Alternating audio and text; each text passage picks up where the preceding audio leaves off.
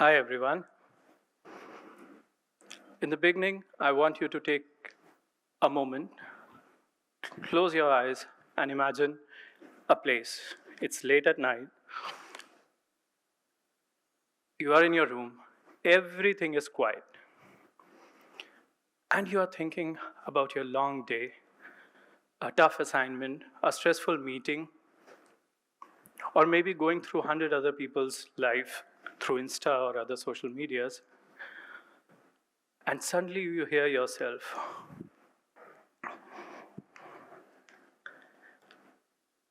I need to be happier in my life. I'm deemed to do something great and big in life, but it's just that I'm lacking the vision and the grand purpose.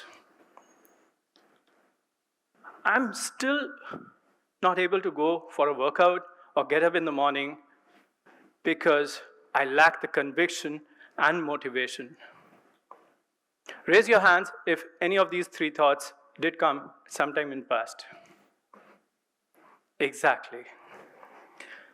So this is exactly where I have been. I'm not trying to judge you, but for years I have also been in the same place. And let me tell you what I realize now. This is a story, a very well packaged, very convincing story, which has been handed over to us. That if we just chase happiness hard enough, if somehow we can get our grand purpose for which we were born, and if somehow we can manufacture enough motivation, life will start making some sense. But here's the problem. This story is burning us out. I call happiness, purpose, and motivation the trinity of modern life. We treat them as sacred. We post about them, we read about them, we watch Insta reels and other reels and podcasts and books after books to understand them and to bring it in our life. But tell me, how many of us have been successful so far? How many of us have been more happier now than their past? How many of you have found their grand purpose? Discovered that one magic formula that keeps you motivated every single morning, every single day? If you have, genuinely, you are one in a billion. Congratulations. But for rest of us, like me, what we actually get is, when we chase these three, is very, very different. Oops. We feel sad when we start chasing happiness and we don't get happiness often enough, where often may be something like every day. We feel trivial doing our daily chores, and we feel lost waiting for the grand purpose of life to reveal itself to us. We feel broken when motivation doesn't appear again and again. And what we say to us, why am I like this? Why can't I be, doing this every day? What is lacking in me to be motivated enough? And here's the cruel irony. The more intensely we chase these three, the more distant they become. Because happiness, grand purpose, and motivation have a fatal flaw. They all are dependent on outside situations. And when we are not getting happy, when we are not finding our purpose, and when we are not finding enough motivation, we feel that our life is not meaningful. Wherein none of them is true. Because if you have put external factors as responsible for your own life, then it's not the right foundation to run your life. So what do we do instead? I have 3 words, simple words, not glamorous, not spicy, not Instagram worthy, but battle tested by philosophy, by science, and by life itself. I want to trade 3 words with you. Instead of happiness, seek peace. Instead of grand purpose, embrace responsibility. And instead of motivation, choose discipline. These are not smaller ambitions. They do not flicker. They are going to stay. Let me introduce you to each concept one at a time. Peace. Peace is not the absence of problems. Peace is not also a reward which you get when you have sorted out all your life. Peace is a state which you choose to stand with whatever the day gives you to. You choose to be in a state of peace. It's the ground which makes you stronger. Happiness asks, what can I get? It's conditional. Peace asks, where I can be right now, given already the situation and what I already have. So you can choose. It's unconditional because you have chosen to be at peace, not the other way. Peace is not a destination. It's a practice. It is the art of reducing your inner conflict day after day, decision after decision. It's something which will come over a period of time. If that seems difficult, let me share a quick practice with you. I believe in tools and practices a lot. Before you start your day, in the morning, before you have started checking your mobile phones, your emails, your to-do list, even before you have started your day at all, just sit calmly, close your eyes, and breathe for 2 minutes.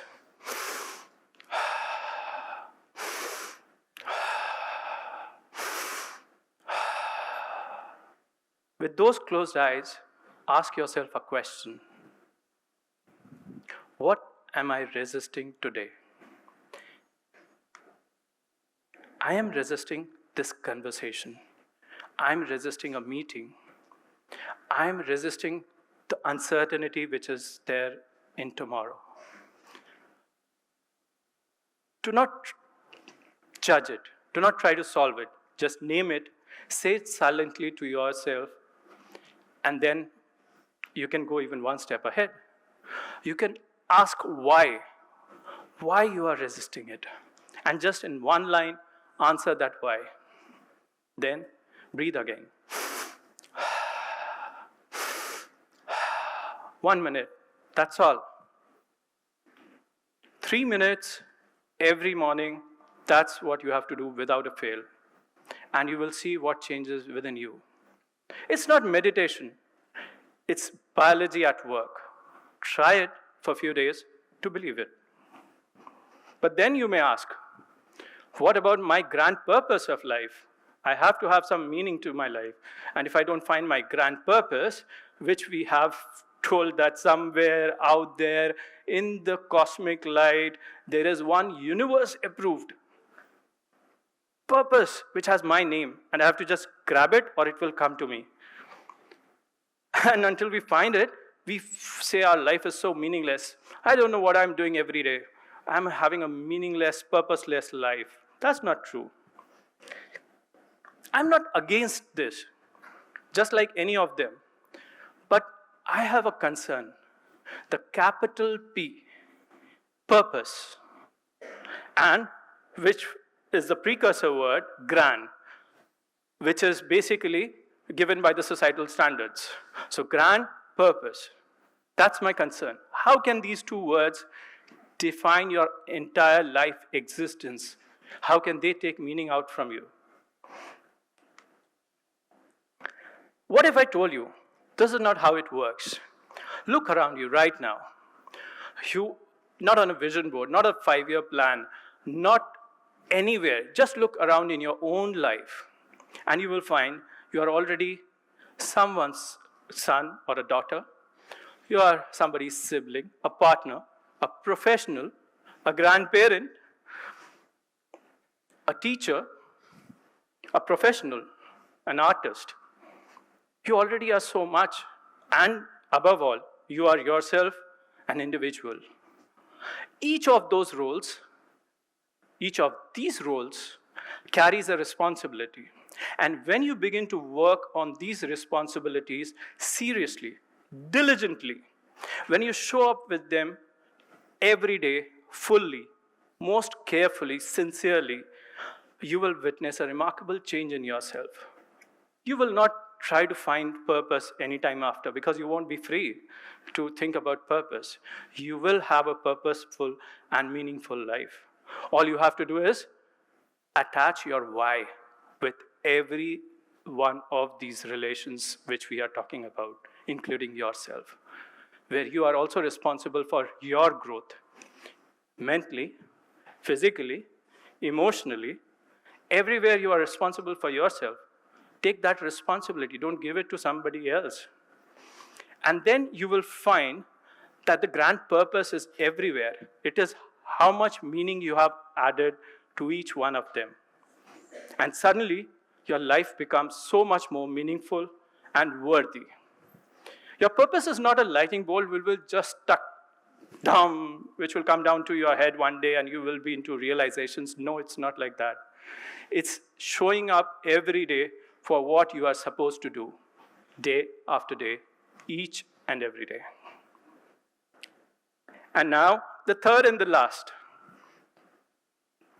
The word which is going to make certain people uncomfortable, as much the youngers, as much the elders, as much us. Discipline. I know, the word itself makes people so much more uncomfortable. Because when we hear this out, we think of the uncomfortable moments. We talk about self-punishing, gritting work, and everything around this. But discipline is not that. What it is then? It is simply a label of productivity which we have put on. What actually discipline means?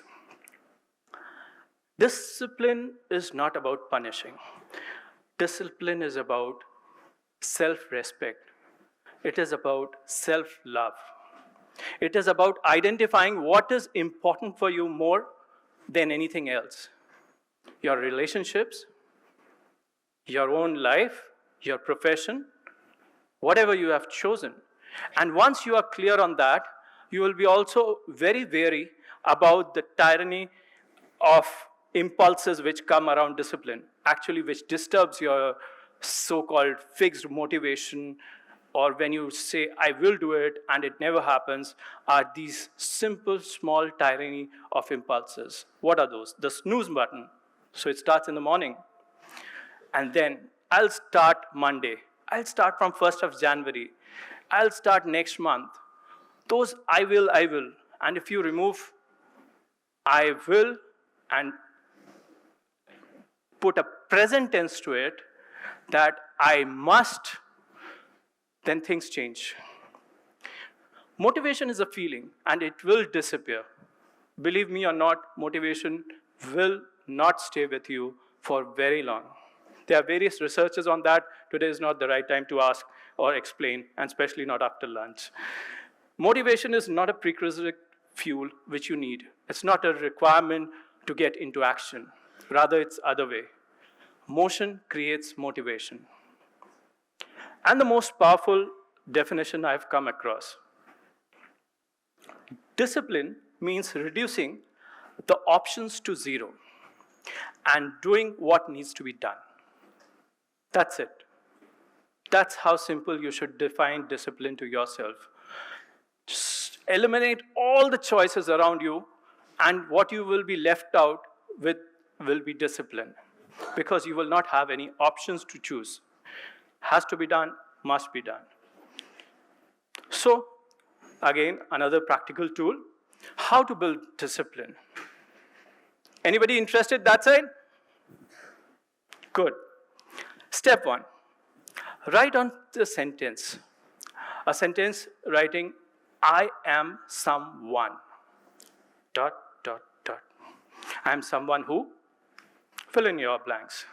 Make it a behavior statement, not an outcome. Not, I am someone who is successful. Right? I am someone who does things before you feel about doing it. Step 2, Attach one daily action, no more than 10 minutes. Attach an action to it that affirms that identity you said in step 1. Who are you? Read 5 pages. Write a paragraph. Walk for 10 minutes. Practice one skill, no more.